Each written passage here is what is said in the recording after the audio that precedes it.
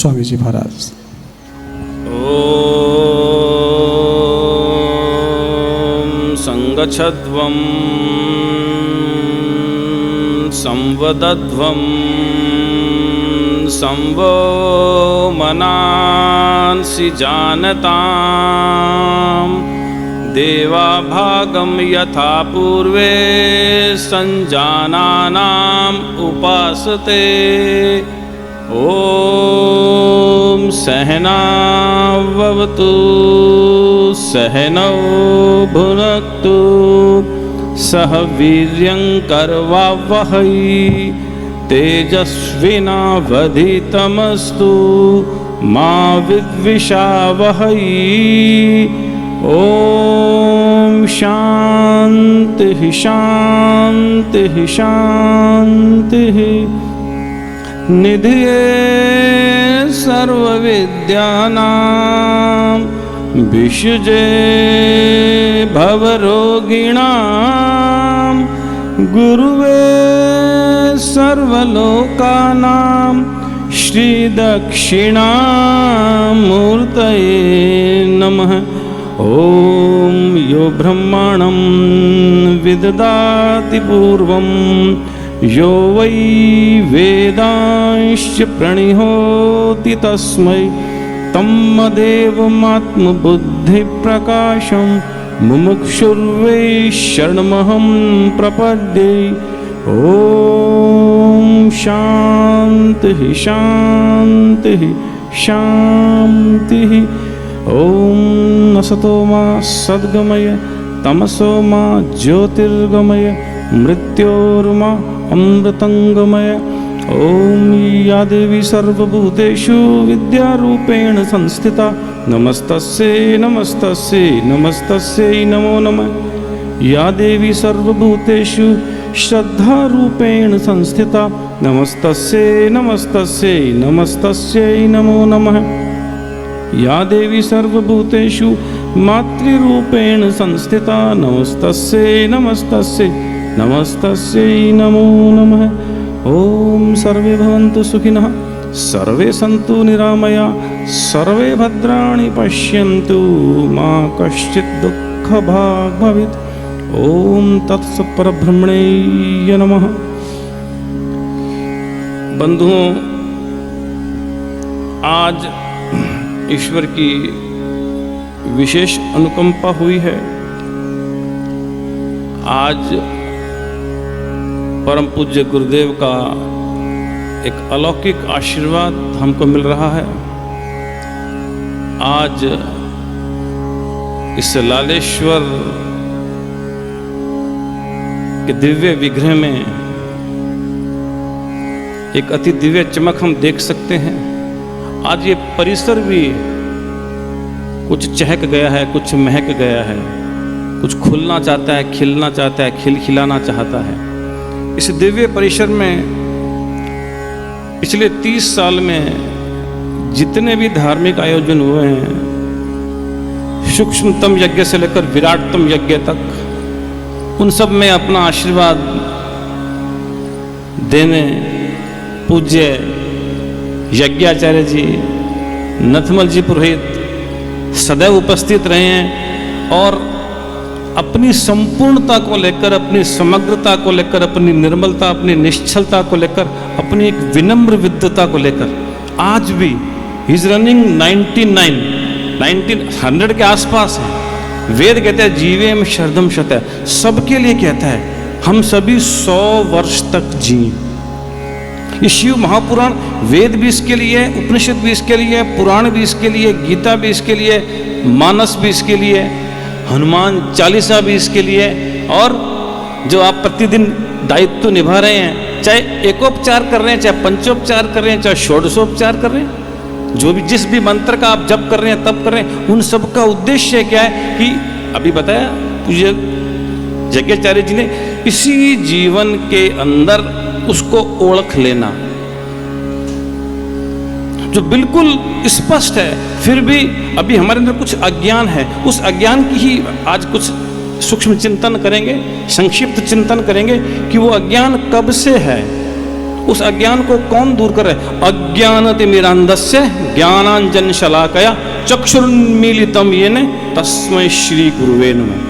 तो ऐसे गुरु, परम गुरु, दिव्य गुरु, सिद्ध गुरु, इनको तो जितनी भी विशेषताएं दी जाए, इनकी विनम्रता के आगे, इनकी विद्वता के आगे, इनकी सूक्ष्मता के आगे बौनी है। मैं बहुत बहुत नमन करता हूँ। साक्षात शिव का लघु रूप, एक देव का लघु रूप, एक ऋषि का लघु रूप, एक ऋतंबरा प्रज्ञा का लघु रूप मानो इस दिव्य परिसर को और दिव्य करने के लिए आ गया। मैं बहुत बहुत आभार व्यक्त कर रहा हूँ यज्ञाचार्य जी, नथमल जी, पुरोहित जी का। और अब हम कुछ पलों के लिए चिंतन करते हैं उस देवी का, जो देवी हमारा सतत चिंतन कर रही है, हमारे अपराधों को भी क्षमा करते हुए। देवी अपराध क्षमापन स्तोत्र आज कुछ 2 ही पंक्तियां रह गई हैं कि क्या कारण है। चिंतन करना चाहिए हमको, हम सबको। यदि बालक बनेंगे तब भी चिंतन करेंगे। हमको लगेगा हम तो कुछ जानते हैं देवी के बारे में, बहुत कुछ जानते हैं, तो हमारा चिंतन, हमारा विमर्श, हमारा मंथन उतना गंभीर, उतना सहज नहीं हो पाएगा। चिंतन करना चाहिए कि जीव कब से उसको चाह रहा है, वो भी जीव को चाह रहा है क्या? जीव कब से उसके पास जा रहा है, वो भी जीव के पास आ रहा है क्या? जीव कब से उसकी पूजा कर रहा है, वो भी जीव का श्रृंगार कर रहा है क्या? तो कितनी दूरी, कितनी है जीव और शिव में, साधक और साध्य में कितनी दूरी है, और वो कितने पलों के अंदर या कितने वर्षों के अंदर या कितने जन्मों के अंदर पूरी हो जाएगी। इसलिए बार बार वो चिंतन कर रहा है। वो क्या कर रहा है? जगदम्ब विचित्र मत्र किम परिपूर्णा करुणास्ति चेन्मयी अपराध परंपरावृतन नहीं माता समुपेक्षते सुतम। अब देखो, माता इतनी कमी होने के बावजूद भी तेरी मुझ पर कृपा बनी हुई है। कितने अपराध गिनाए हैं और हर अपराध के लिए क्षमा मांगी है। और किसने मांगी है? कल हमने सूक्ष्म चिंतन किया था, जिनसे शायद कोई अपराध हुआ भी नहीं, वो क्षमा मांग रहे। वो आचार्य शंकर, वो नन्हा सा बालक जो मातृभक्त भी था, जो पितृभक्त भी था। हम अपने बाल गोपालों को मातृभक्त बनाए, पितृभक्त बनाए, गुरु भक्त बनाए, देव भक्त बनाए, और हाँ, देशभक्त भी बनाए। उसके बाद जो उसका स्वभाव है, उसके अनुरूप उसको डॉक्टर, इंजीनियर, कलेक्टर, कमिश्नर, जो भी आपको लगता है कि उसको बनाए। यदि हमने उसको ये 5 गुण से सिंचित नहीं किया, पल्लवित नहीं किया, तो वो डॉक्टर, इंजीनियर, कलेक्टर बन के भी अपने मूल स्वभाव से दूर होगा, अर्थात वो अपने मूल लक्ष्य से दूर हो जाएगा और जीवन का आनंद नहीं ले पाएगा, जिस आनंद के लिए ही उस भगवती ने, जगदम्बा ने कृपा करके मनुष्य का शरीर दिया है। अभी हमने सुना, दुर्लभ शरीर दिया है और क्षणभंगुर दिया है। दोनों काम एक साथ किए।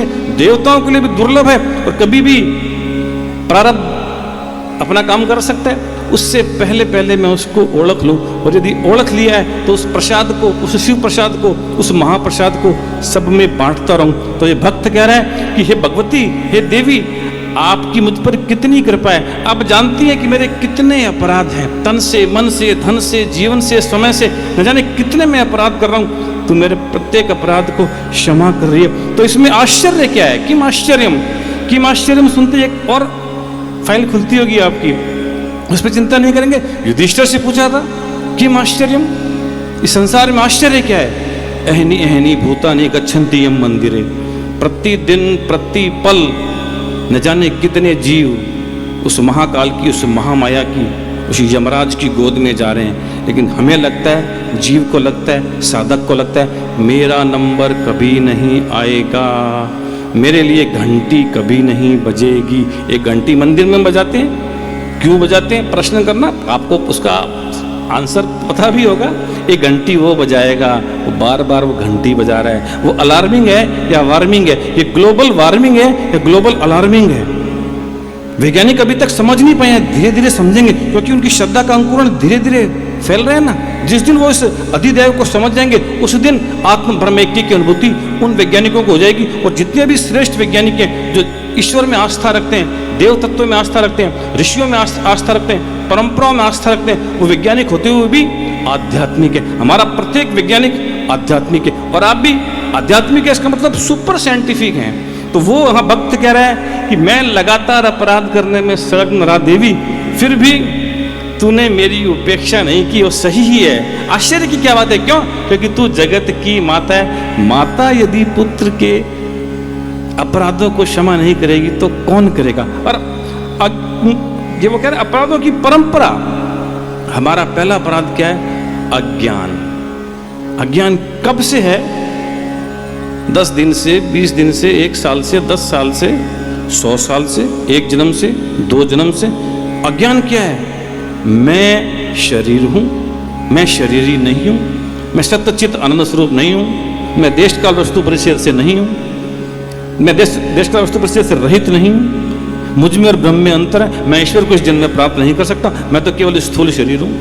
वो जन्म जन्म की जो वासनाएं हैं, उनके संस्कार, उनका इंप्रेशन इतना डीप है कि जीव को सब कुछ जानते हुए भी सहसा पता नहीं लगता कि मैं जीव से अलग एक शक्ति हूं। वो शिव रूप भी मेरे अंदर छिपा हुआ है। तो अज्ञान का कारण क्या है? अहंकार। I am the doer, I am the knower, I am the creator, I have done this all situation. ये सारा आयोजन मैंने किया, कोई भी यज्ञ मैंने किया। जहां मैंपना आया, मैंपना जितना गहरा आया, उतना उतना अज्ञान और बढ़ता चला गया। उस अज्ञान को दूर करने के लिए ही पत्नी आती है, पति आते हैं, बच्चे आते हैं, जीवन में गुरु आता है। उस अज्ञान को दूर करने के लिए दत्तात्रेय महाराज ने तो 24 गुरु किए थे, आप 25 करें। जिससे भी आप कुछ सीख पाए वो गुरु है। जो चीज मुझे नहीं आती भौतिक जगत में, मुझे कोई सिखा रहा है तो वो मेरा गुरु है। और आध्यात्मिक क्षेत्र के अंदर भी जो आपको साधना के पथ पर आगे ले जा रहा है, आपसे छोटा हो सकता है, आपसे बड़ा हो सकता है, अननोन हो सकता है, हवा हो सकती है। नमस्ते वायु त्वमेव प्रत्यक्षम ब्रह्मासि। आहा, किसने कहा? वैज्ञानिक ने, अमेरिकन ने। किसने कहा? केवल भारतीय ऋषि प्रज्ञा ही कह सकती है कि वो जो कण कण में, क्षण क्षण में, वो पृथ्वी में, जल में, अग्नि में, वायु में, सूर्य में, चंद्र में, नदियों में, पहाड़ों में, वृक्षों में, सुबह सुबह माताएं इन वृक्षों की पूजा करती हैं। चिंतन करना चाहिए, क्यों? किस भाव को लेकर वो पूजा करती है? इन वृक्षों में क्या रखा है? इन वृक्षों को हमने देवता कहा है, देवतत्व इनके अंदर है। वो देवतत्व हमारी मदद करते हैं। कब करते हैं? जब हम श्रद्धापूर्वक परिश्रम से धरती को भिगोते हैं। तो अज्ञान का कारण है अहंकार, अहंकार के कारण राग द्वेष आ गया, राग द्वेष के अंदर तेरा मेरा आ गया, और हम नहीं चाहते हुए भी उससे दूर हो गए। फिर भी देवी तू मेरे सारे अपराधों को क्षमा कर रही है, तू माँ है ना। अंतिम आज का पद करते हैं, समापन है। अब समापन से पूर्व सब कुछ भगवती को समर्पित कर रहे हैं, वो आचार्य शंकर कर रहे हैं। तो जो भी इस स्तोत्र का प्रतिदिन पाठ करता है वो भी कर रहे हैं, उसको करना भी चाहिए। मत समापात की नास्ति पापाग्नि तत्समान ही, एवं ज्ञात्वा महादेवी यथा योग्यम तथा कुरु, यथा योग्यम तथा कुरु। कोई व्यक्ति योग्य है या अयोग्य है, इसका निर्णय कौन? आरपीसी करती है, यूपीएससी करती है, कोई प्रिंसिपल करता है, हम कर देते हैं। अभी सदन के अंदर से कौन कौन योग्य है, कौन कौन अयोग्य है, मेरे पास क्या कसौटी है, क्या पैमाना है? जबकि वयम अमृतस्य पुत्र, शास्त्र कह रहा है कि हम सभी उस अमृत के पुत्र पुत्रियां हैं। तो अयोग्यता योग्यता का निर्णय व्यक्ति नहीं कर सकता। कितना व्यक्ति श्रेष्ठ हो सकता है, आदर्श हो सकता है, पूरा निर्णय नहीं कर सकता। कोई संस्था भी नहीं कर सकती। संस्था स्वयं राग द्वेष से भरी हुई हो सकती है, संस्था का कुछ छोटा लक्ष्य हो सकता है। तो कौन कर सकता है? पाप और पुण्य का निर्णय, योग्यता अयोग्यता का निर्णय केवल शास्त्र कर सकता है। और वो शास्त्र वो अपौरुष है, उसको किसी व्यक्ति ने नहीं लिखा। वो ऋषियों की ऋतंबरा प्रज्ञा के जैसे मान लीजिए उद्भासित हो गए, ब्रह्म ने अपने आप को प्रकट कर दिया, उड़ेल दिया अपने आप को उन ऋषियों की प्रज्ञा के अंदर। आज भी वो हो सकता है। हम प्रयास करें, हम इतनी साधना करें तो भगवती और वो भगवान दिखते दो हैं, लगेगा एक ही हैं। पति पत्नी भी दिखते दो हैं, जिस दिन एक हो जाएंगे उस दिन एक आदर्श दंपत्ति बन जाएंगे। और उस आदर्श दंपत्ति की दिव्य कोख से मैं बार बार निवेदन कर रहा हूँ, फिर महापुरुषों आना शुरू हो जाएंगे। आज महापुरुष क्यों नहीं आ रहे हैं? यदा यदा ही धर्मस्य, हम कब तक कहते रहेंगे? भगवान ने कह दिया 5132 साल तो हो गए, कितने साल तक और हम गीता के श्लोक को गाकर इंतजार करते रहेंगे कि भगवान आएंगे, अभी अवतार होगा, अभी 5000 साल रुक जाओ, 10,000 साल और रुक जाओ। कोई तो एक शपथ ले, कोई तो एक संकल्प ले, दृढ़ संकल्प ले। कोई एक दंपत्ति, केवल एक दंपत्ति पूरा जीवन समर्पित देव को, पूरा जीवन समर्पित ऋषि को, पूरा जीवन समर्पित भारतीय सनातन संस्कृति को। फिर देखिए वो जिसको हम ढूंढने का प्रयास कर रहे हैं वो हमारे घर के अंदर भी आ सकता है। समाज के अंदर उस ईश्वर तत्व को देखना थोड़ा सा मुश्किल है, परिवार के अंदर भी उसको ढूंढना थोड़ा मुश्किल है। अपने हृदय को तो हम जितना जितना पवित्र बनाएंगे अपने दैनिक कर्मों से, जितना जितना हम पंच महायज्ञों को प्रतिदिन भाव से निभाएंगे, उसी के अंदर वो छिपा हुआ है, वो अलग थोड़ी है। जब वो कण कण के अंदर है तो कौन से कण में नहीं है, जब वो क्षण क्षण के अंदर है तो कौन से क्षण में नहीं है, जब वो घट घट के अंदर है तो कौन से घट में नहीं है। इतना सूक्ष्म चिंतन करेंगे तो भगवती तैयार बैठी है। तो यहां वो कहता है कि मुझ जैसा पापी कोई नहीं है। अब देखो, और आप जैसी पाप का नाश करने वाली कोई नहीं है। तो आप मेरे प्रत्येक सूक्ष्म पाप को, लेकिन एक बार जो गलती होगी वो गलती दोबारा नहीं होनी चाहिए, नहीं तो फिर कोई भी भगवती क्षमा नहीं करेगी। ये तुम गलती करते रहेंगे, रोज झूठ बोला, रोज महादेव को प्रणाम कर दिया, हनुमान जी को प्रणाम कर दिया, करणी माँ को प्रणाम कर दिया, नगर सेठ को प्रणाम कर दिया, अभी गलती रोज रोज नहीं, एक गलती जो आज हुई है, एक झूठ जो आज बोला, उसके लिए इतना संकल्प गहरा मेरा था भविष्य में वो गलती दोबारा नहीं हो, भविष्य में वो झूठ दोबारा नहीं हो। तब इसी जन्म के अंदर हम उस दिव्य तत्व को पा सकते हैं। उसके लिए भक्त गहरा है,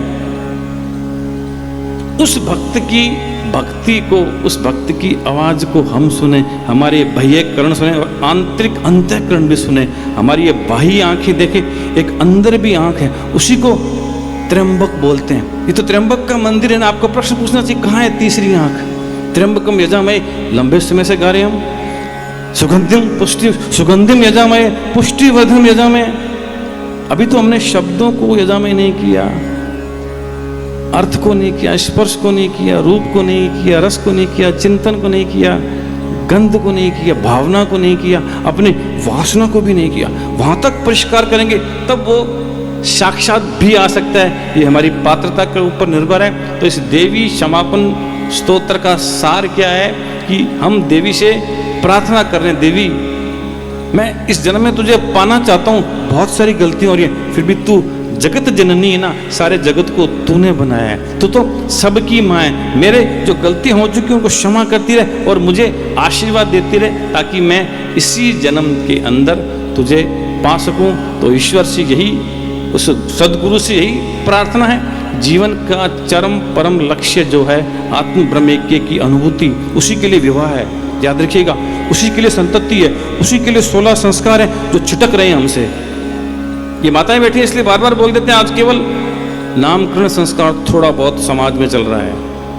यज्ञाचार्य जी तो अपना कितना परिश्रम, पूरा जीवन लगा दिया। हम सबका दायित्व है ना। सूरज तप नहीं रहा कितने सालों से, थक नहीं गया, वो आग का गोला थोड़ी है, वो एक वेदात्मा है। चारों वेद उसके अंदर से झर रहे हैं, सारी ऋचाएं। कैसे देखना पड़ेगा, इसलिए हमारी आंख होनी चाहिए। गायत्री के मंत्र वहां से झंकृत हो रहे हैं। वो कब देखेंगे? जब हम अपने अंदर के ब्राह्मणत्व को बार बार जगाएंगे। ये चारों गुण हर व्यक्ति के अंदर, केवल ब्राह्मणत्व से नहीं होगा। रक्षा करने के लिए उसको अपने अंदर के शौर्यत्व को जगाना होगा। यदि वो ऐसा कर पाएगा तो अपने मूल स्वभाव को बचाते हुए, बढ़ाते हुए उस भगवती की कृपा का अनुभव कर पाएगा। ईश्वर से, गुरु से यही प्रार्थना है कि उस दिव्य अनुभव को हम इसी जन्म में प्राप्त कर लें।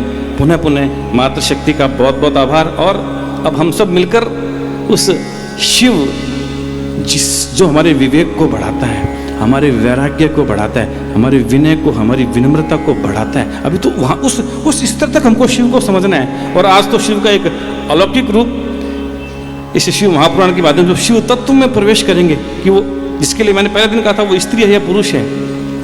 भगवान ना स्त्री है ना पुरुष है, हम पर कृपा करने के लिए वो स्त्री या पुरुष रूप में हो जाता है। जब हम जागृत में होते हैं तो लगता है स्त्री या पुरुष में, स्वप्न में होते हैं तब कम लगता है कि मैं स्त्री हूँ या पुरुष हूँ। और जब गहरी नींद में होते हैं तो बिल्कुल नहीं। और जब तुरीय में होते हैं, चौथी अवस्था में होते हैं, तो तब तुम लगभग वही हो जाते हैं जो वो कभी था, जो वो हमेशा है।